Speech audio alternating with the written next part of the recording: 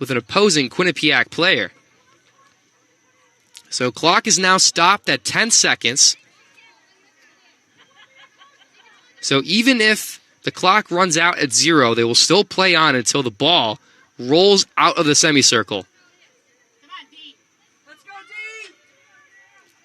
So here is the biggest penalty corner stop attempt of the season for the Bobcats. To defend, it's Jess Halley, Juliana Capello, Michaela Grajales, Amanda Finaro, who made the huge defensive save earlier in this game off of her chest. Varel is in the goal to defend. The Bulldogs are ready. Shot. Missed. Fired again. And it goes in. It goes in. The first attempt was a miss, but the second attempt is in. Anissa Aboud, the graduate student forward, puts it in and ties the game at 2. The Bulldogs with the last-second miracle. And the crowd is silent here in Hamden after that one, as to be expected. That was a shocking moment.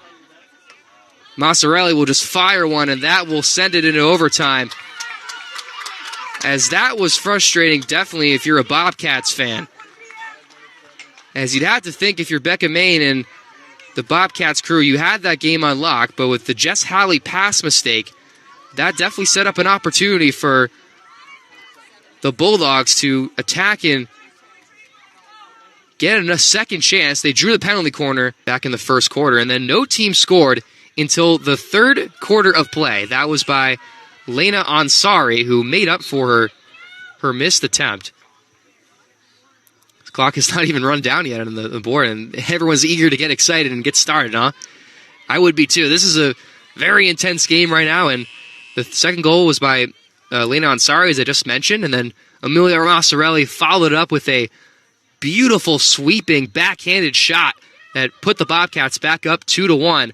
But then right at the end of the game, with less than 3 seconds to go, it was Maddie Wong who scored the goal that tied the game back up at 2 apiece.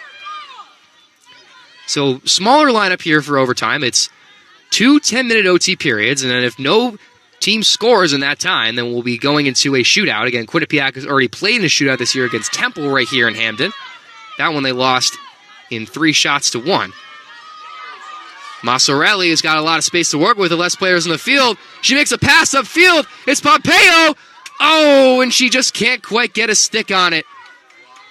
Pompeo misses wide right as she tried to put a little bit of a handle on the stick, but Lucia Pompeo, the first year, had a chance to get the first goal that was not from Amelia Massarelli for this Quinnipiac team, but just missed out. So as I mentioned, this game has been a battle between both teams. The stats may not give the biggest credit, though, as we enter OT with Yale dominating the shots battle. It had a lot more opportunities in comparison to Quinnipiac. 20 shots for Yale in comparison to Quinnipiac's 4. And 9 shots on goal for the Bulldogs in comparison to the Bobcats' 3. Corners also in favor of the Bulldogs. Credit that matchup 6-3 there as well. Finaro ropes a shot downfield with a high arcing pass to Tickmeyer. She's going to use her long legs and speed to get past the Yale defense. Fires a pass down the middle. Capello tries to fire, shoots again, and a good defensive stand again. Luana Summer standing in strong in the net. Capello. Oh, loses it. Here comes an opportunity for the Bulldogs. A 3-on-1. Finaro's by herself. Kicked out by Varel. Now the Bobcats have numbers. Massarelli sends up a long pass. Here comes a 1-on-2. Capello's running right behind Lucia Pompeo. Pompeo's going to try to look for her. Gets it to her. Capello trying to handle it. Capello misses it. Shoots again. No dice. Missing the first shot attempt, and then off of the hesitancy in the second chance, just couldn't get it to go in. 7 minutes to go in this OT. We see running on the right side or left side of the field for the Bulldogs is Kelly Dolan. They're going to get it to her. Oh, but she a little bit off her balance there as that pass came in a little bit too late. Dolan was open. She was coming in as a sub. It was almost similar to a Juliana Capello situation, if you remember, back in the fourth quarter as she checked in.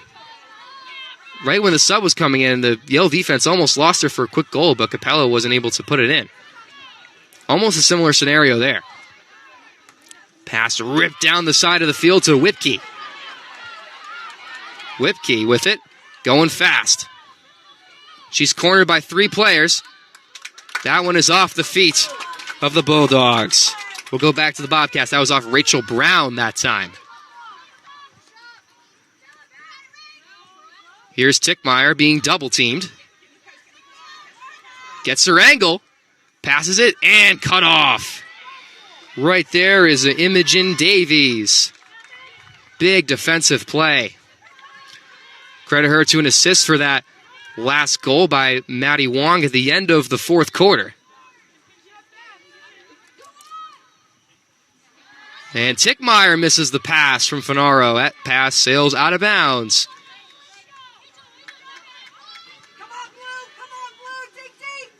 So even though I mentioned that the Bobcats were outshot, right now in this overtime, they've gotten a couple more chances of good looks. Already 2 shots, and Yale yet to have one at the net. Exception was the Mac Varel kickout earlier in the overtime. That was not really a shot, it was more of a pass, but Varel was right there, so she was able to deflect it out in time. Finaro cuts off the pass. No teammates are ahead of her, though. She's kind of had to wait a little bit. There we go. There's the wait. Now the reset. Amelia Massarelli still on the bench. She checked out earlier in this first overtime, obviously giving her a much-needed breather. She's been out there almost the whole game. Pass is ripped in front of the net, and smartly, Luana Summer will let that roll out of bounds. Take it from her own goal.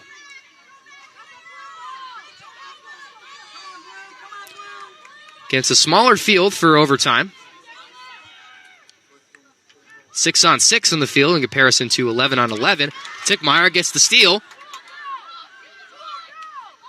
Trying to make something happen. Gets by 2, 3 defenders. Passes it. Opportunity. Score! Brooke Whipke puts it in.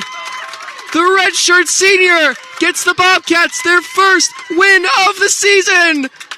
You can see the excitement. Massarelli and Grajales diving on the field. The whole team on the other side surrounding each other. And finally, the Bobcats get their first win of the season. Their first win since last spring. The Bobcat faithful is up. They're excited. Becca Main, smile on her face. And why wouldn't she? As the Bobcats finally get their first win of the season.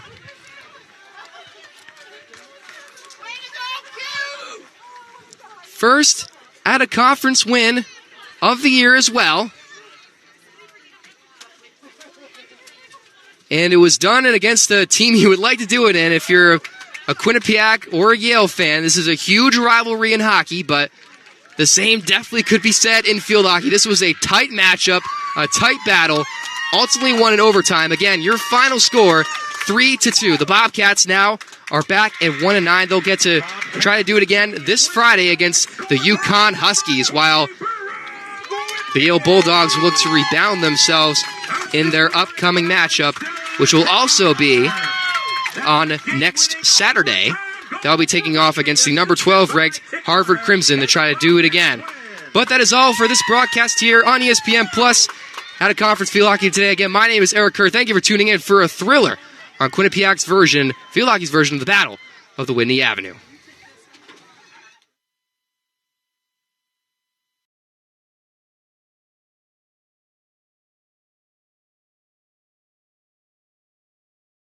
For team lead, my apologies.